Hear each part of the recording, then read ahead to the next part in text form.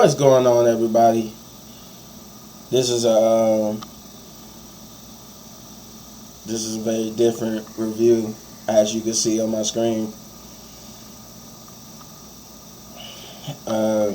This Smackdown was a tribute show in its essence. It was already announced that Smackdown, the whole plans for Smackdown was scrapped, and this was immediately turned into a tribute show. And yeah, it's a little late because I was processing, and this video is actually made. It's made when I found out, and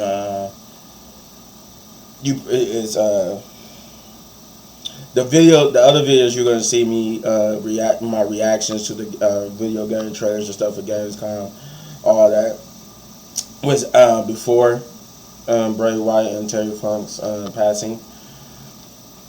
So I'm a little bit more sadder than usual. But in the spirit of William Watanda, aka Bray Wyatt and Terry Funk, I'm gonna put on my best cowboy smile face and give you this review of Friday Night Smackdown. But before I do, I want to say thank you, Bray or Wyndham, and thank you, Terry Funk, for the entertainment you have given us over the years. With that being said, now it's the Smackdown review. So they kicked off with Michael Cole bringing us to the solemn moment of the 10 bell salute to both Terry Funk and Bray Wyatt. And he also talked about how they was pioneers and trailblazers and stuff like that. And then we shift to the stage where everybody from Triple H to every single wrestler, production people, they all on the stage, wrestlers and all. Even Eric Rowan was there. Somebody who's not signed with WWE, but is allowed to be there in this moment of celebration and salute to their fallen comrades and partners. What you would call it, Braun Strowman was there too. But yeah, they did the 10 bells, and then as the crowd chants for Bray Wyatt, they did the 10 bells, and then they brought out Bray Wyatt's rocking chair and basically dimmed the lights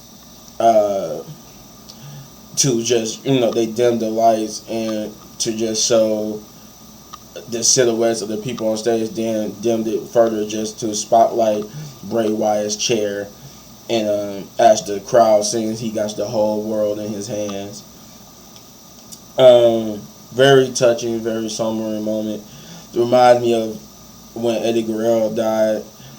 It's just, you could feel it. Everybody, from the fans to the wrestlers, it's just the cells is blown. Everybody just, but they blown. This is a whirlwind. One after another. It was the day after each other. Cause I think Bray Wyatt passed on Thursday, and then Wednesday Terry Funk passed. So I believe that's how it was. I believe that's how it went, but I believe it was Wednesday and Thursday. And because I don't think it was Friday. Cause I think Friday that's when they announced the show will be a tribute show and stuff like that. But in the spirit, we then get to see Michael Cole again, who tells us in the spirit of them who loving to entertain us. That's what they're gonna do. They're gonna entertain us, as they will want us to do. And thus we get to the first match of the night, which is Grayson Waller versus Rey Mysterio. I actually I messed myself up because I actually had it written down as Rey Mysterio versus Grayson Waller, which was a pretty good. The thing here is that every match from beginning to main event had a decent runtime. Like, no match was short. everybody got a lengthy match, and it was just that. And I think the reason why, because there was no promos, there was no backstage promos, there was no anything. There was just there was only the in-ring action and the video package, which I'll get to in a minute. But this was a decent match between Grayson Waller and Rey Mysterio. I was about to say LA Knight. Austin Theory would get involved, and there was no. I meant to say there was no backstage promos, but there were promos in the ring. But I think it was only 2 of them. But yeah, Austin Theory would get involved, try to cause Rey Mysterio a distraction, but Santos Escobar would come down to fight with Austin Theory, which the distraction allowed Grayson Waller to get a roll up, but then Rey Mysterio kicked out 2, I believe, and then due to the distraction, Grayson Waller would eventually get hit with the 619 and 1, 2, 3. Rey Mysterio is your victor. It was like I said, it was a good match. No match on here was bad. No match was on here was bad. Then they would do. Trying to remember how many times they did it. I was just, you know what? They did it throughout the night, where it was just basically tribute instead of backstage promos. There were tribute videos to Terry Funk and Bray Wyatt throughout the whole night, in between matches and other stuff. Like when they would go off before they would go to commercial break, when they would return from commercial break. Then there was one backstage promo, and that's where Io Sky, because it goes into the next match, Io Sky and Dakota Kai, or Damage Control, got interviewed about Io's upcoming match, and about the fact that the person she facing, and she's putting this is her first title defense, and the person she facing for the first time since becoming champion anyway is Zelina Vega, and they was asking her about how does she feel that she's going to be against somebody who's beaten her twice in the last couple of months, but Damage Control would abolish her and just say that she's trying to get into the NWO, the LWO. I heard they like short people, so, but they said that Io Sky's going to go out there and dominate, and her and Zelina went out to have a good match. I mean, this did well for Zelina, because it was almost just as long, if not longer, than her last time that she fought for a championship match, and it really did good. It really did her some good, because she didn't look weak in the sense that this was just going to be another squash match. She actually had some good offense, and at one time she hit her finisher to pin Io, but Io will roll out the ring. But everything it was all ups for Zelina, as it looked good for her. But due to the distractions and whatnot, Io would end up getting the victory, or did she get distracted? No, actually, no, I take that back. It was no distractions. Actually, that was the unusual part. They didn't distract her, but when she went to go get Io from the outside, Io would turn the tables by slamming her into the steel steps and then hitting her finisher for the victory, and to retain the WWE Women's Championship. Cody Rhodes would come out next to do a promo, which is basically a tribute to Terry Funk, but he did mention Bray Wyatt. He said that very few people earn the right in the company to call themselves cowboys, because he said everybody been called a lot of things in this company, from wrestlers to superstars, entertainers, athletes. They've been called a lot of names, but very few had the distinct honors of calling themselves cowboys. And he said Terry Funk and Bray Wyatt are those two people who earn the right to be called cowboys for what they contribute, and their unique ways of entertaining us. This was very much though a Terry Funk tribute, but he did mention Bray Wyatt, but the rest of the promo was about Terry Funk, and they even played a special video package, like they did for Bray earlier in the day. I forgot too that before the hope that in the beginning when they did the 10 bell salute. After they did the 10 bell salute, they did a video package for Bray Wyatt, and that's the one thing I forgot. I try to remember. Then once they got done with the video package, that's when they brought out his rocket chair, and that's when the crowd said we got the whole world. So they did the same thing here. Cody Rhodes did they played a video package for Terry Funk, and then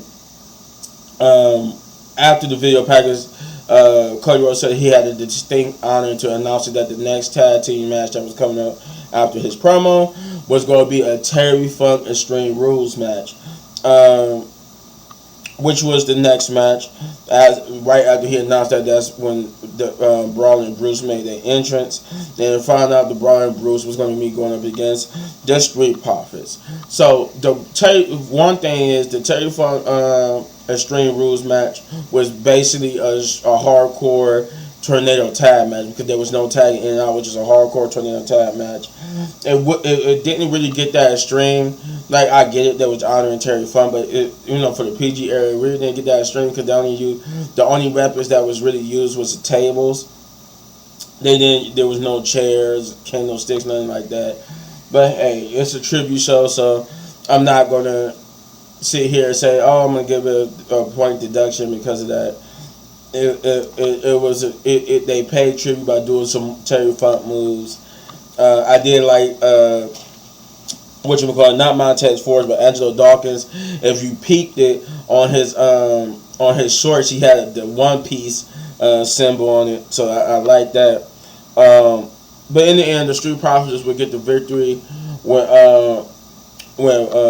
Bobby Lashley would come to ringside in an altercation or a miscommunication altercation. What happened between Butch and Bobby Lashley, where Butch was trying to get a table and he accidentally hit Bobby Lashley with it. Bobby Lashley didn't do nothing at first, but then he would later on attack Butch, which would allow the Street Profits to beat the Brawl and Bruce by I think they 3D'd Ridge Holland through the table and pinned him. After that, LA Knight came to cut a promo. His promo, like Cody's, was the opposite. His promo was about Bray Wyatt and what Bray Wyatt did for him. He's in character. He said that he did this in character, so this wasn't just like him just being out of character. This was him in character, and he said he's not going to pretend that him and Bray Wyatt was friends, but that Bray Wyatt, his rivalry with Bray Wyatt brought out the best in him and always made sure that he was prepared for anything. And that once he did the tribute part to Bray, they didn't show another tribute video. He just talked, and this instead of showing the tribute video like they already did earlier in the night, it was just LA Knight basically for one half of the promo thanking and Bray Wyatt and saying that the spirit of Bray Wyatt, he knows is here in the building because he could feel it in the Fireflies. As the Fireflies was out, he knows they could feel it too, that Bray Wyatt was there with them. Then he turned his attention towards The Miz, which they showed in a promo video that The Miz, I think they went to TMZ, was talking about LA Knight to TMZ and stuff. And LA Knight mentioned that you could go to TMZ, you would go anywhere, and you could talk all your mess. You said that I'm just a flash of pan, I'm yesterday's news. But he said, I'm glad. He said, you know what? I'm glad to be that because you never were. You were never a flash of the pan. You was never somebody that the fans wanted to get behind. Nobody liked you, and that you always like to talk about your title reign from 12 years ago. He said, well, great. You was the third person in your own feud. You was the champion, but you was third wheel to John Cena and The Rock.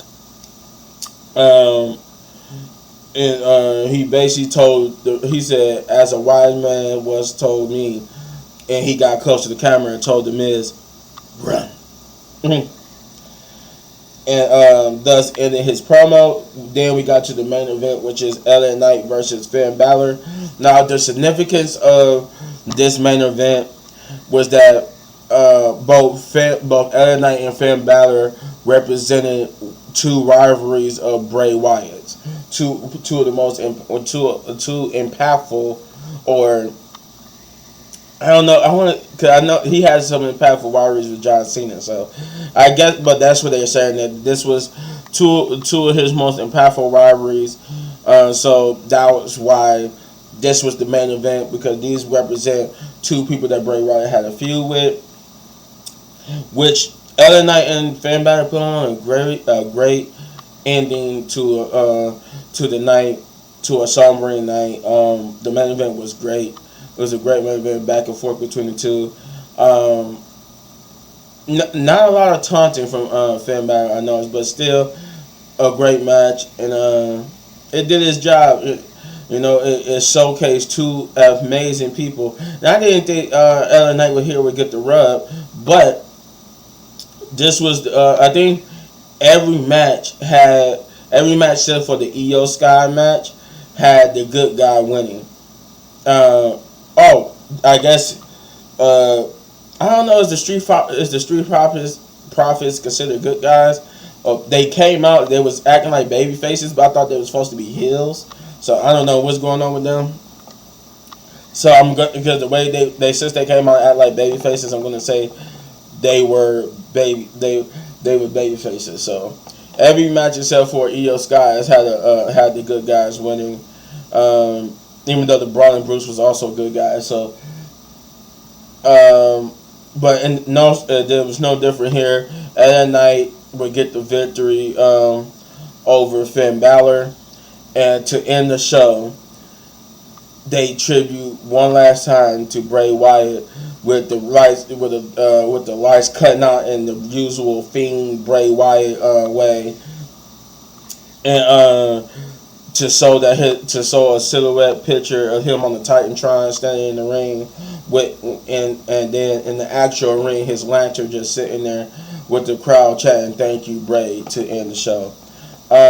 This was a very good, amazing tribute show to two fallen people, two great people. From what I understand, they was very great and inspirational people. Nothing but good things has been said about them since. And always been said about them behind the scenes. I was going to give this a rating, and it would have been just, if I were to give this a rating, it would have been 10 out of 10. But I'm not going to give it a rating. Instead, I'm just going to say this was a very good tribute show, and in place of the rating I'm just going to say thank you, Bray. Thank you, Terry Funk, for all that you have done and entertain us. Once again, like I said before, everything you have done and entertain us, you will surely be missed. This video is dedicated to you and your families. May you rest in peace, brothers. If you enjoyed this review, you know the deal. You hit this button right here for all of my WWE reviews. And if you enjoyed this video so much and you want to support the channel, all you gotta do is hit those buttons.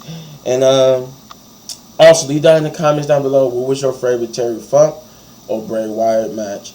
My favorite, before I cut this video, the favorite thing I would say was one of my favorite things was his return, because his return was so hype and it paid off very well. Until the next one, peace.